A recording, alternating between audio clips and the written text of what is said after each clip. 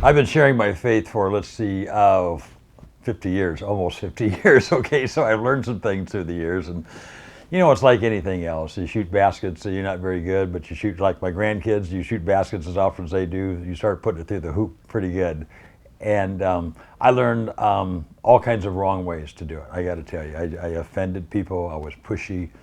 Wore my Christianity in my arms, so to speak. All those kind of things. I was guilty of that at times. And I could see it in the expression of people's faces. They were bothered by what I was saying. They wanted to kind of get away from me. And I knew that just didn't work. This loving people into heaven is the best solution. You just love people, And if you love people, you'll develop a relationship, and then things happen. And in the conversation, they start asking you questions, and it works. I do have a little program that I use that I coined as my QC program about 30 years ago, and it's worked really well. When somebody comes into my life that I know I'm going to be with on an ongoing basis, I want to sum up real quick whether or not they're a Christian. It's funny, I ask Christian friends, I have people in their lives, are they a Christian?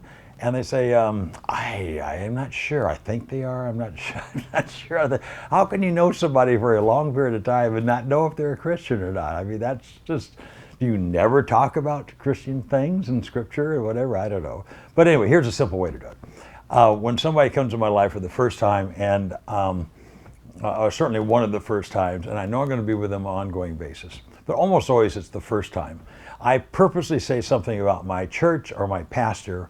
I'll talk about a joke that my pastor said on Sunday morning, or I'll talk about how much fun I had with my friends at church. I just say something just casually.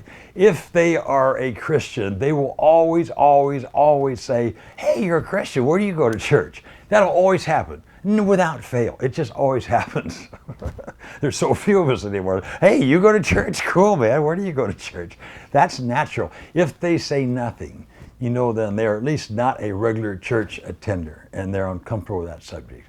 And so without them having any idea, I just figured out on my own whether or not they're going to church or not, whether or not they honor the Lord or not. So that being the case, let's presume, and the fact of the matter is most of the time they're not, okay? Let's face it, that's the way the world is today. They go on my list. And so the Q is qualifying. I just qualify with that question. The next thing is chumming. Let me tell you about chumming. Those of you that don't live near the coast, when you go deep sea fishing, you drive your boat really slowly. It's called trolling. You have a live bait tank in the back of your boat. And inside, of course, you have the live bait. And what you do, you reach in and pick up one of the live bait, and I hate to say it, but you flip out an eye and throw it in the water, okay? Then you pick up another one, you flip out the eye and throw it in the water. Now, when you flip out an eye, that little anchovy, whatever it is, he can't swim straight any longer. And so he starts swimming in a circle. So you throw out the next one, and he starts swimming in a circle. And then you throw out another one. So you end up, they're called chum, and now you have a chum line behind your boat. So here I am, and I'm looking for marlin. I'm at the back of the boat. I've been throwing chum out, and my chum line is from you to me. All right, got the picture? Now, a marlin comes along. He's not hungry. He just swims right on by. Remember, we are fishers of men. And you can't force feed Christianity. You have to wait until they're hungry. You just have to do that. So you just throw out your chum. I throw out my chum. So here's how I do that. I don't wear my Christianity on my sleeve. I'm not overbearing. I don't make people uncomfortable. But whenever I'm with those people, I throw out a chum, and this is the way I would do it. I'll talk about someone else say, "Well, what a beautiful day." I say, "Boy, thank God he gave us a good day today, man. We really needed it." And then without a nanosecond passing, I always go right into, "Hey, did you see that shot that Kobe shot at the end of the game last night, that won the game?" I move to that next subject so fast that they don't have time to say, "Oh, there he goes with that Jesus thing again. I hate it when he does that." And I did that to people early on. But I don't do it anymore, and I haven't done it for 30 years. And you can just throw out a little chum, a little quick thing about God, move on to the next subject, you're on down. If they're not hungry, they're the marlin. They go right through the chum line to keep on going. I got to tell you, for a fisherman, there's nothing more beautiful than watching a marlin that is hungry, okay? And they come across that chum line and they say, "Oh, there's a tiny little morsel. That tastes good, and like a little hors d'oeuvre. Well, there's another one," and they turn and they start coming up your chum line, if you will. Okay, picture the marlin coming up the chum line. You put out your hook, they bite one time too many, and you got your marlin. There's only one thing more beautiful than watching a marlin coming up your chum line.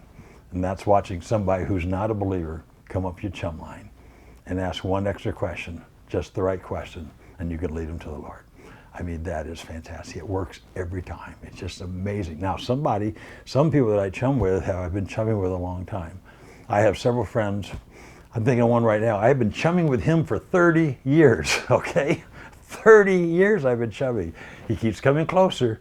I have a lot of people in my life right now that I've been chumming with, and all of them are getting closer and closer. And if they're not getting closer, then I make some arrangements and I get there, but I can't push them. You know, it's God's timing. You can't force them. You just have to let it flow. And it's not my responsibility to save them. It's just my responsibility to love them. So I love them first, and I throw out little pieces of chum, and they start coming up the chum line, and it's just a beautiful thing to watch all that take place and know that you just watch that you have a variety of people around you that are all coming closer to you all the time. And that is exciting. It's just absolutely exciting. We can't control it. It's not our timing. It's God's timing. It's God sovereignly moving each one of these people. They're on a journey. We just want to help their journey to go in the right direction.